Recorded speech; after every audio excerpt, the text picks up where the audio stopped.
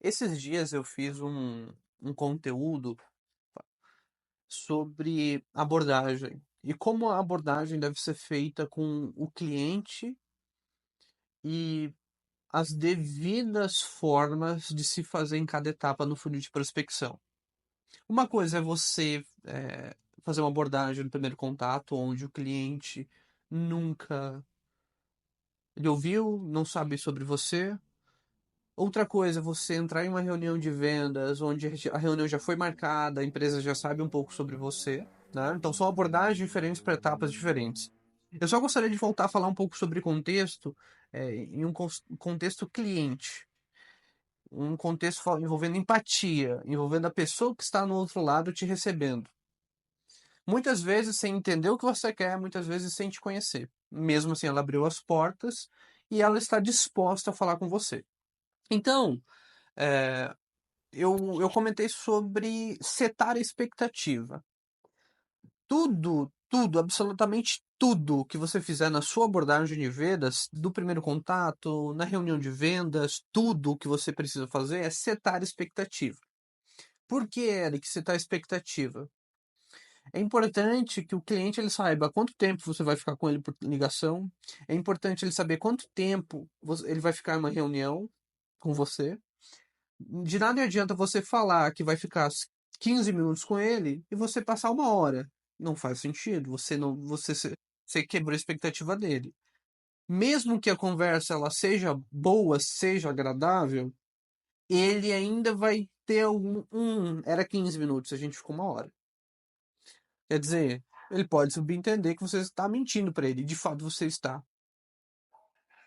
Por mais que o processo seja difícil, por mais que não seja algo agradável, mais vale você falar a verdade e aquela verdade acontecer, do que você ter uma falácia de falar uma mentira e acontecer, ou você falar uma verdade e acontecer o oposto, que a verdade vira uma mentira, né?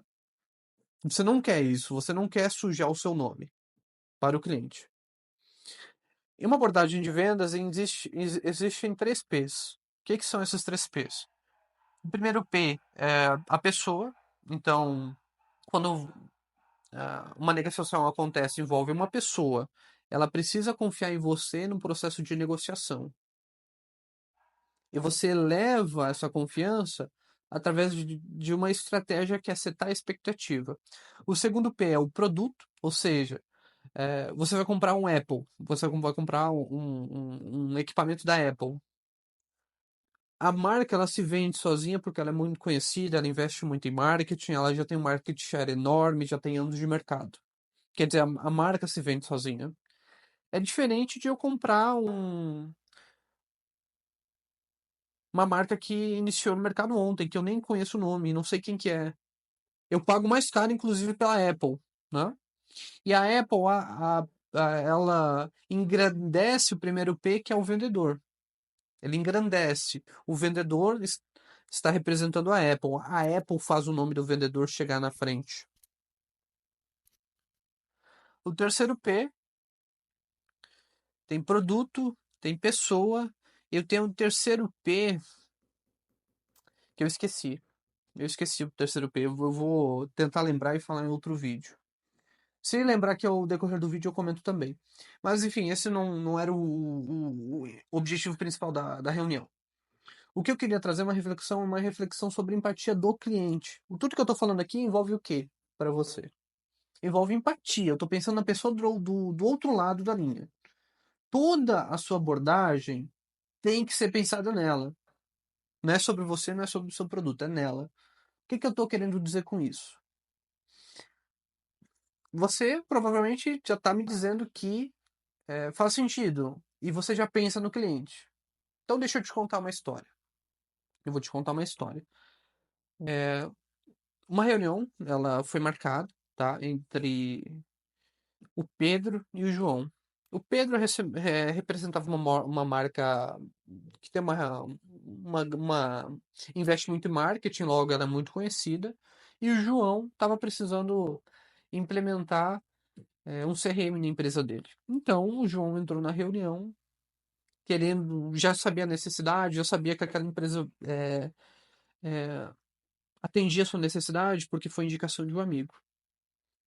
Mas João gostaria que o Pedro fosse muito objetivo com ele, muito objetivo, porque ele já queria comprar e queria inclusive avançar para contrato, apenas gostaria de tirar algumas dúvidas. Ou seja, essa era a expectativa do João, que, que o produto ele já queria comprar aquele CRM. Então o João entrou na reunião com o Pedro e o Pedro. E o Pedro, ele foi subjetivo, não foi objetivo com as perguntas do João, deu um contorno. A cada pergunta que o João fazia, o Pedro falava três, quatro, cinco coisas que não eram de acordo, não tinham congruência com a pergunta. João gostaria que a reunião durasse 15 minutos, fosse objetivo, setasse os principais pontos e a reunião demorou 1 hora. Conclusão: João finalizou a reunião, estressado, exausto, as suas dúvidas não foram tiradas, porque toda pergunta que ele fazia, o Pedro falava outra coisa, 10 outras coisas. Qual que você acha que é a conclusão disso?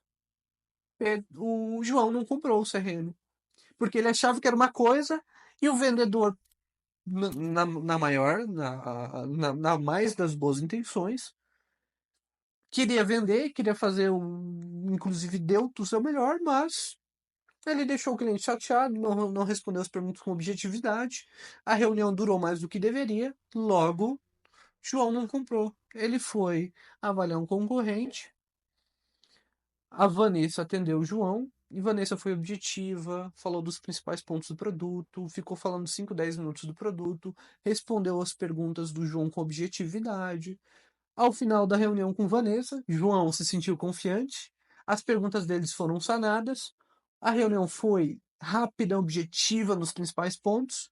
Como conclusão, ao final da reunião, João terminou com um bom sentimento pela vendedora, pelo produto, e por essa confiança levou ele a acionar a área financeira para dar continuidade no processo. Quer dizer, você ele queria comprar o CRM com o Pedro, mas o Pedro foi subjetivo. O Pedro deixou ele confuso. O Pedro não soube ter empatia, não soube conduzir o processo de acordo com a expectativa do João. Como que você quer conduzir sua máquina de vendas? É importante que você tenha esse entendimento para conseguir conduzir o seu time ou você, como vendedor, conseguir conduzir.